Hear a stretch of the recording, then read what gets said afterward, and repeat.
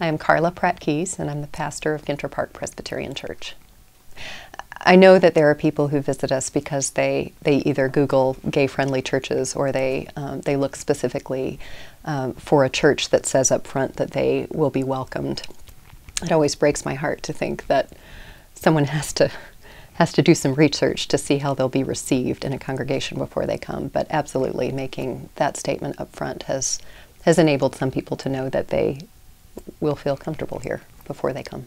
Everyone has struggled with churches, though. I mean, I know that I think every homosexual member of this church or visitor here has encountered some kind of discrimination in another church. And in my experience, they're just grateful to find a place where that's not part of their experience and where it doesn't seem to be a big part of why they're here or what we see in them.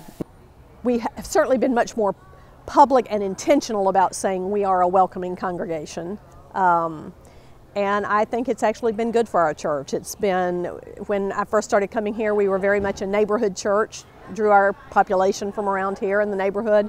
Now our population comes from all over the city of Richmond, so it makes us a richer congregation. We have people in our membership who are anxious about the welcoming statement because they still feel conflicted about homosexuality as something, whether it's right in God's eyes, not wanting to mislead a brother or sister in Christ by sanctioning that behavior or practice. But we found a way to be together, even in the midst of those disagreements. Well, I've been supportive of the concept that we ought to be welcoming to everybody, regardless of their perspective or orientation, and that we ought not to be discriminating on the basis of things like sexual orientation. But you know, everybody has a right to their own opinion and so forth, and if that affected them adversely, then maybe they should be somewhere else. The sexual activity between people of the same sex is spoken against in the law or in examples where Paul is saying this is unnatural behavior. There are all kinds of biblical practices around sexuality that we don't ascribe to anymore. Things like polygamy, like a brother marrying his brother's widow, you know, as an expected practice.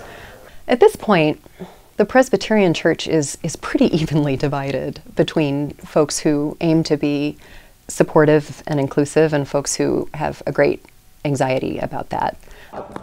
When I first came to Richmond, I went to a church that was very warm and friendly, but was totally of a different point of view about being gay friendly, and it was a good experience for me because I found out, you know, that good people differ.